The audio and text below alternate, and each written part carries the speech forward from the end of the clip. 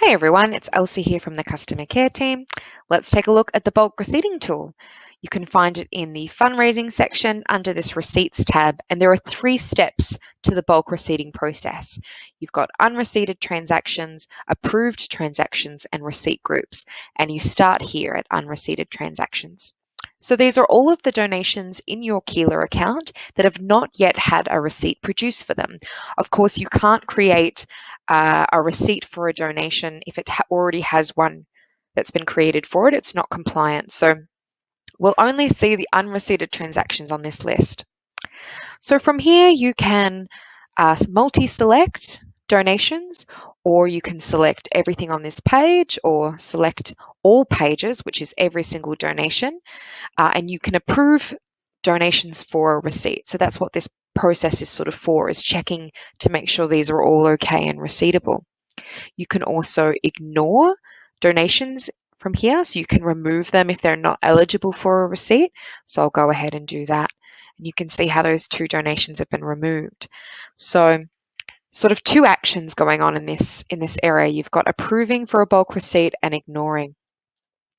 You can use the search bar over here or the filters tool to narrow down the list that you're looking at. So great ways to sort of search for donations within here if you want to approve one by one. But otherwise, you can just select all pages if you know that every donation on this screen is good to go, and you can approve for a bulk receipt like that. If you get an error like this, that you've got contacts who need to be updated before their receipts can be generated, what it means is that some of the donations that you tried to approve didn't have the information required to produce a receipt for that. So you can see my list has dropped significantly. I do have a lot of donations that have gone through to the other screen, but I've got 161 left over.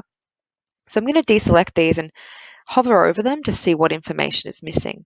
If I click on preview here, I can see that for Harry, we're missing the information required for a full address. So my organisation is Canadian, and that's required information to produce a compliant receipt in Canada. So that's the information that's missing there. If you know the missing information straight away off by heart, or you've got it, you can reference it, you can click edit receipt information here and just insert that straight into there if you like, and that'll update that sort of transaction with the address, and it can be approved again. So that's the approval part, step 1. So once your transactions have been approved for a bulk receipt, head to the second section, which has all of the approved transactions here. And I was looking at the previous fiscal year in here. So that's something you can switch back and forth from. So from here, this is where the magic happens. This is where you can create the receipts in bulk and send them out, or download them and print them off. So I'm going to start first with downloading and printing them off, because I think it's probably the shortest route. So I'm just going to select these pages here, just this page of donations. And from here, of course, I can still mark as ignored. If I see a donation that shouldn't be included, I can mark it as ignored from here. But the first step will be issue receipts from selection. So I'm wanting to issue a receipt for all of the selected donations that I have here. So we'll click on that. Receipt group name is the internal reference name for your receipts that you're producing. So let's say it's a Tuesday afternoon, or a Tuesday arvo, as I would say in Australia, and it's Elsie's, spell my name, Elsie's receipts. So just any kind of label that you want to apply to the group of donations that you're producing a receipt for, just so you can keep track of it internally. Delivery method, like I said, we've got email, print and mail, none, PDF only, and I'm wanting print and mail. So what this will do is it will produce a folder of thank you letters and receipts for each of these donations that I can download. And we'll take a look at that. So the next one is receipt format. You can choose to have one receipt per donation produced for each donor, or a cumulative receipt for each donor. So this is a good option if you know you've got donors who had multiple donations. What it'll mean is that you'll have all of those donations combined onto a single receipt. So really handy option, that one. It's not possible to have a cumulative receipt for non-money transactions, so things like gift in kind, just because it's not compliant. So we keep this here just to sort of remind you of that. We'll go next, and I can see that one transaction does not have the required information to continue. So if I want, I can click on Add Missing Information, and I can come in here and change that, or I can just select skip and issue receipts for everybody else. So maybe I don't have Daffy Duck's mailing address. I'll click skip and get to my little summary page. So here I can see the number of recipients who are ready, the number who are missing. So there's that one missing information for Daffy Duck who I had to skip. And total of 19 transactions. There's the group number, a group name that I gave. Everything else is looking hunky-dory. So I'm going to click save. Now, the last step of the process, once you've created receipts from the approved screen, you can head over to receipt groups. And here's where all of those groups that you create receipts for when you're in the approved transaction screen will appear. They'll be available in here, and you can come in and look at them, see the transactions that were included on it, see the method of delivery and sort of the settings that you chose. Once this print and mail group of receipts is available, this purple button will sort of be brighter and bolder, and the status will be marked as receipted. So you'll be able to click on this button and download copies of those receipts.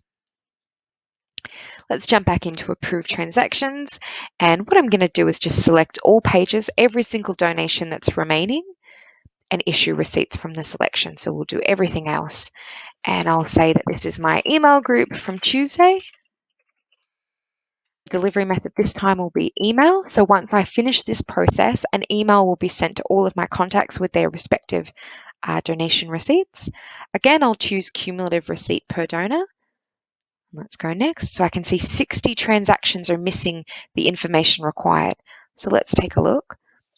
So it was 60 transactions, but it was only 4 contacts in total who were missing that information. So you can see sort of what you're up to. Bruce Wayne is one of 4.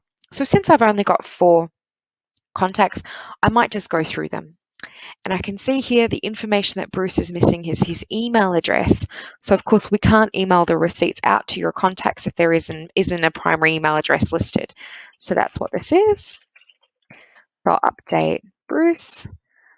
Next, I'm going to skip Daffy Duck again. I don't know what Daffy Duck's email is.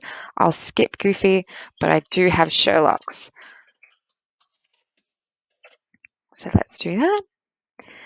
All right, again, so we've got 50 recipients. There were those 2 recipients that I skipped, Daffy Duck and Goofy Dog, and I've got 723 transactions, 1 cumulative receipt per donor. Beautiful, everything's looking good, so I'll save that.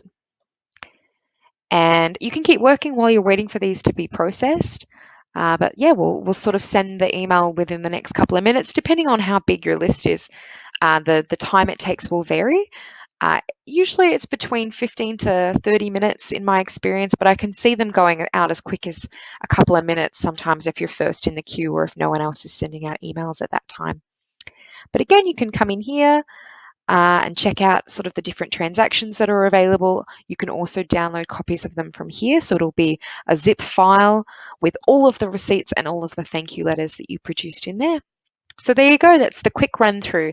If you want more details, if you felt like this was not detailed enough for you, please check out the long training video that I've created for this that shows you all different scenarios and talks through how you can use search and filter to leverage this tool. Looking forward to seeing you there.